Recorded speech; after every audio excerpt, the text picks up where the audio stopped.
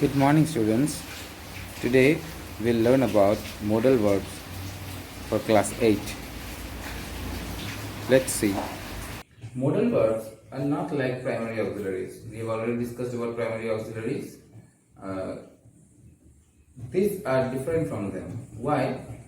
There are some basic features which make them different from the primary auxiliaries. Let's see. Primary auxiliaries as well as modal auxiliaries both come and help the main verb.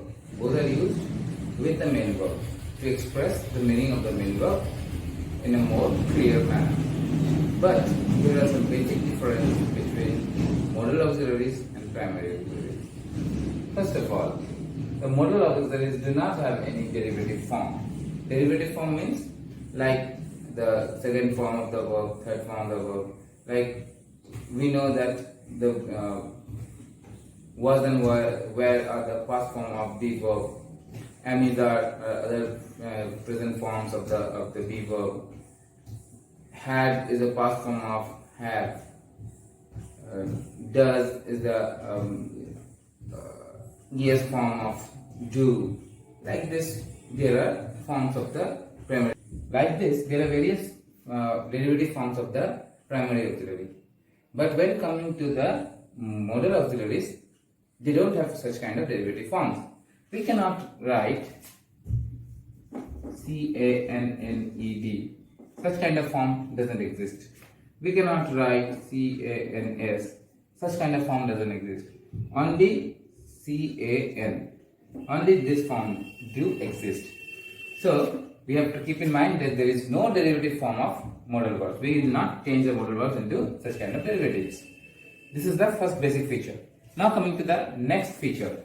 The next feature is that such verbs are always followed by the root form of the main verb. So the main verb which is used after modal verbs also use their root form. Like if I use can, after that go. I can go to Kolkata. We cannot write can going. I can going to Kolkata. This is wrong. We cannot write can went to Kolkata. This is wrong. Only the root form of the main verb. So the modals themselves have only one form, and after them it is followed by the main verb. The main verb which follows the modals, they are also having the root form. The other derivative forms of the main verb cannot be used after the modal verb to fit. Now coming to the third feature. The third feature is that these modal verbs modify the meaning of the main verb. They always modify the meaning of the main verb. Now how they modify? Let's see. Suppose if I write the sentence, did he play football? Here, did is the primary auxiliary, play is the main verb. Now, in this sentence, did is used for the purpose of converting or making this sentence interrogative. Other than that, it has no other function. Here, it acts as an operator. So here, the meaning of the play is not modified. The meaning remains as it is, play. But if I write the sentence, I can play football. In this sentence, the meaning of the word play is modified. How? It shows play, both the meaning are same. Display, both the meaning are same. But here it shows that capability, ability to play. So it mainly focuses on the ability to play. So this is the difference between the two. So here we can say that the modal verbs modifies the main verb, or the meaning of the main verb, better to say. So these are the three basic features of modal verbs. Now coming to the next part, that is, what are modal verbs? Modal verbs are actually those verbs which are used in order to express the mode or manner in which a person speaks. They all, on paper, they all might look similar, but while speaking, we can understand the difference. When I say, I may go. Now, when I may go, this is a sentence. Similarly, if I say, I must go. Now see the intonation, difference in the intonation. When I use the sentence, I may go, and when you use the sentence, I must go, both are very different. Different in intonation, different in tone, different in the manner in which I am speaking, different in the mode that I am using. So, these modal verbs, they actually help in denoting the mood or the mode or manner in which the speaker is speaking. So, on paper it may look same, but while speaking, the mood denotes what we want to mean or what is the modification that we are giving to the main verb. So that is mostly important when we talk about modal verbs. Regarding modal verbs, you need to just know it, and while practicing, it comes to you. Now, let's take some examples of some modal verbs and try to understand when they are used and how they are used. First of all, coming with the will and shall. Will and shall, they are used for two purposes. One, for asking questions, another for asserting future events. Sometimes for asking questions, like we can say that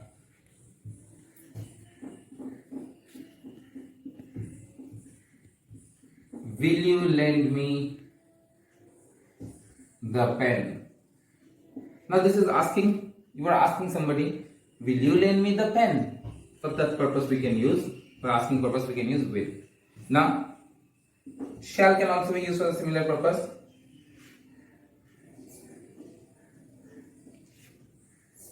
Shall I?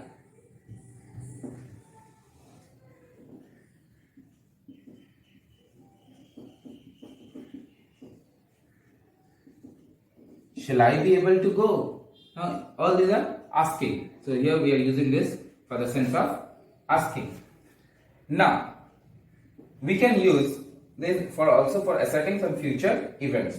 Future events which are not 100% certain to happen. Like I can say, we shall go to Kolkata. We shall go to Kolkata. An event that we will do in future. For asserting such, we can use shall.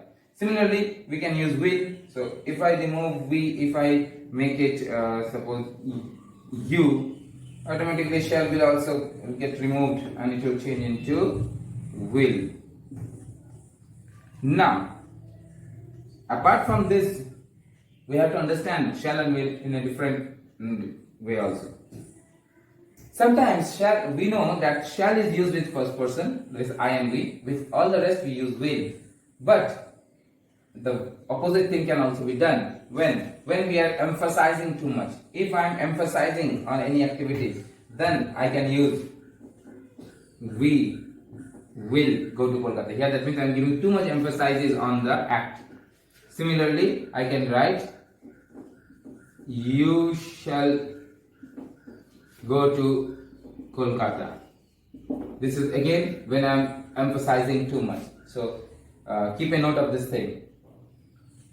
Next,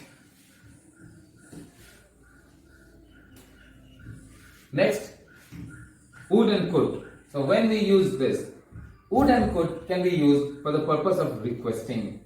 When we are requesting something, that time we can use would or could. Now see, let's talk about the same sentence that I showed with will.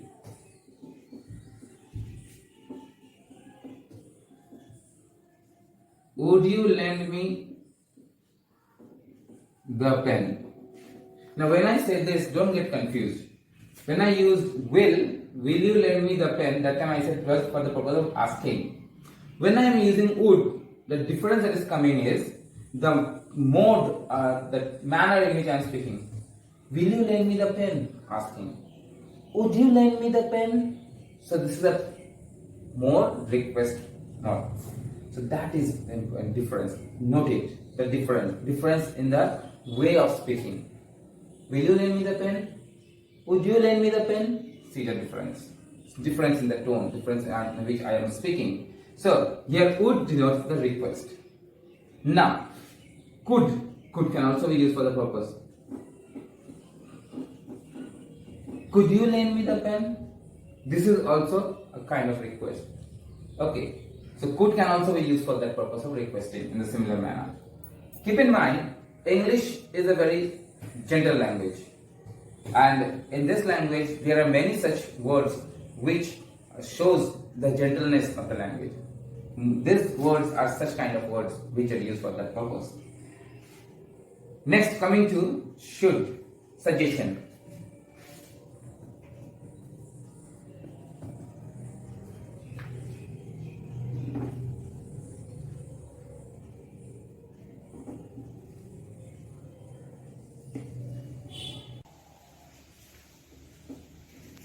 So now we'll try to know about suggestion. To give suggestion, we take the help of these three words: should, might, ought to. Let's see some example.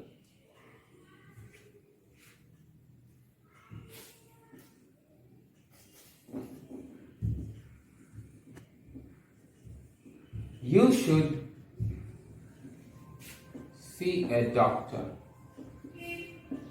When I'm using this word, I'm actually suggesting somebody that, suggesting a person that he or she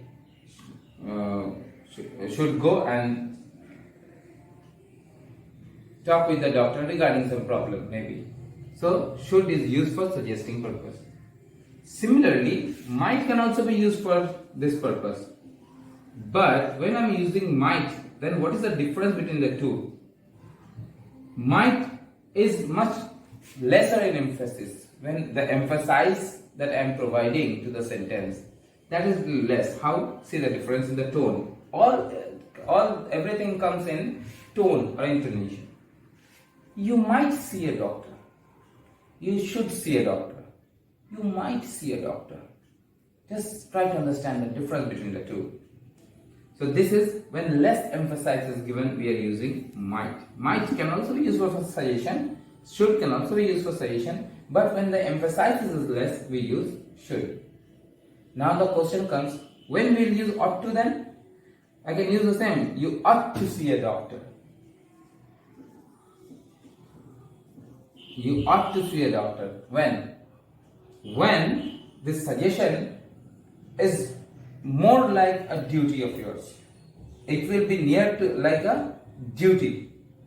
That time we'll use ought to. The ought to means it's less a suggestion than more a kind of duty.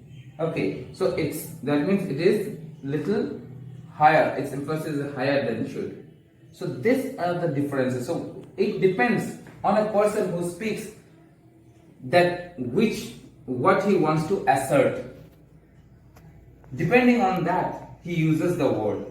The modal verbs are used depending on the manner in which the speaker wants to assert his expression. That is more important. So don't get confused. Nothing to get confused. It may be confusing, but it's not. You have to understand it clearly. There is nothing to get confused. You just need to understand the mode or the manner in which the speaker is speaking. Depending on that, we use the modals.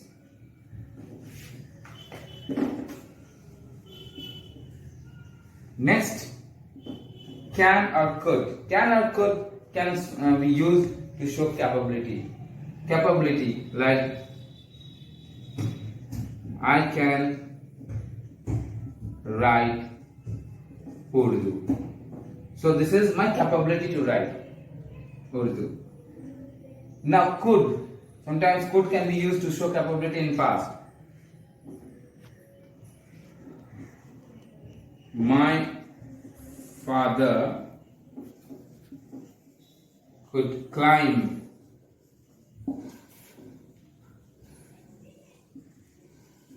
mountains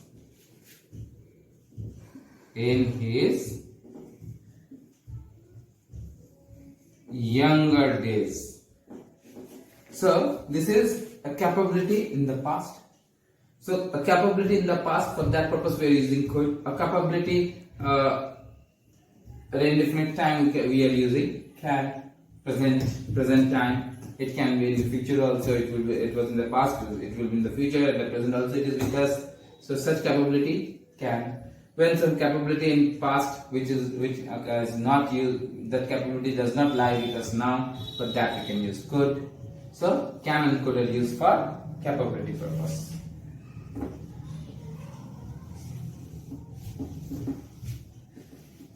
So there are more to show. May, might, all this will come to know in the next class. In the next class we'll focus on all this. Okay, that is enough for today. Thank you very much.